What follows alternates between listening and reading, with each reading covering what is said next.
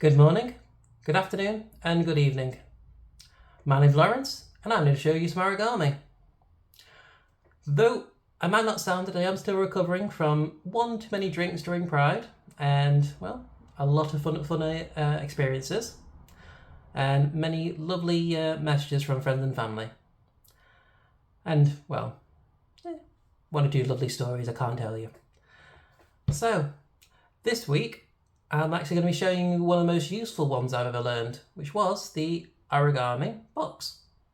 This one I've used for wrapping gifts, for making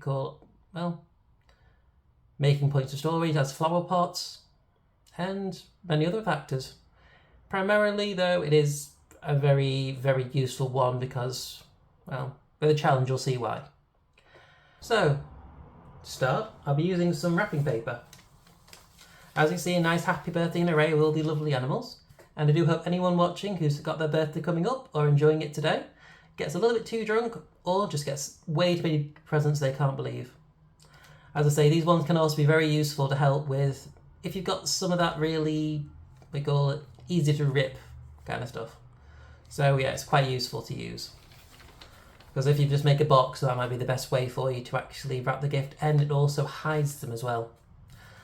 So, all we do is from the triangle, we open it up, please, do it in half again, corner to corner.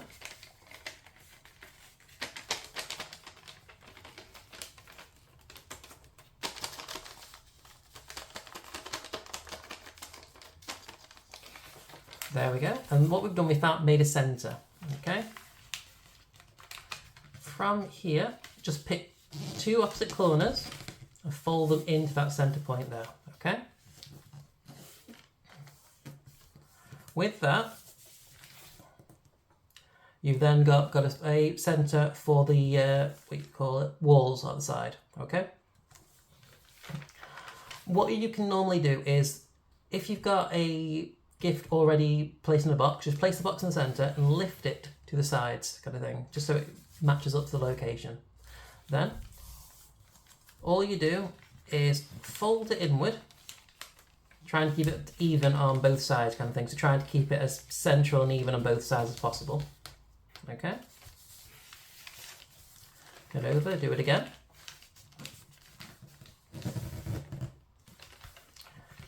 And there we have it.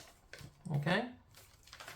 From here, you can see those triangles there, they can actually form their own location, okay? So just follow those lines and try and make a little corner fold there. Another way to do it is just unfold and fold it down both centre points as well, fold it in half as well, okay? But for myself, since I've done this so many times, it's, one of those habits you get out of because you just get so used to doing it as quickly as possible. If you got hundreds of gifts to wrap for friends and family. And then, once again, fold inward, fold forward once again. And there we have it. Then, because of those preliminary folds we did with the halfway points, all we're doing then is folding those ones inward, okay? But it is always best though, because even if you make the preliminary folds, sometimes there are some issues with the location. So try your best to just make just small triangles from each side, okay? Maybe fold inward. Alright, let's try that again. I'll just show it one more time. So, as you can see, you've got the location now. You've got the preliminary triangle folds. Alright, so what you do is you fold those triangle folds inward, following that line, and where the paper meets the edge of that straight line, you fold it in half, fold it down that side line, okay? Can you see what I've done? And that way, it's kept to its position, okay? It's kept to its form. So I do it one more time. So fold to the center, getting that triangular point there to the center. And then reaching to the line, or to the edge, following that line to the edge, and then squashing it down. Okay. From there, all we do is fold that extra bit of paper down. Okay. So what we've done, I'll just unfold it again. What we've done is just folded that last bit down, and there we have it. Once you get the hang of it, it's the simplest box and easiest one to make. And I'll show you one other form to use next week, one other idea to make, okay?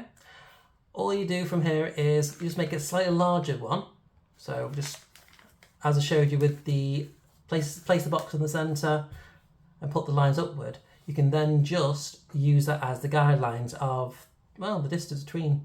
You make it all even as well. It just makes it a hell of a lot easier for you to find the shape and find the sizes. This week's challenge. As I told you, these are the most useful ones I found to, well, own, essentially. I love the lily, the water lily. I love the coasters, the dip tray. And I do enjoy the water balloon. All because they can be fun, they can be very useful, they can be very respectful and decorative. With this one, you can actually use them like you would Lego. All I've done is I've made 2 boxes of similar size, and then the spare paper in between what I've used, I've made into just a single strip, torn them in half, and then slotted them into each other, keeping within the length and width and the size of the square. That has allowed it to spread the weight. You do enough of those together and you can treat them like Lego. You add some glue, you can just stack them up on top of each other in a, what you call, small location, and then wrap them all up. And you know what you can do is something that I found out about, which was origami furniture. You can use paper and origami, you can use just paper itself, and you can actually make paper furniture. You can use these for making some little shoe boxes, or you just use it as simple for storage. Well, thank you for watching. I hope this video has been as informative and clear. If you wish to provide me any feedback, any perceptions or such, please leave a comment below. But thank you for watching, and I hope to see you again next week. Farewell.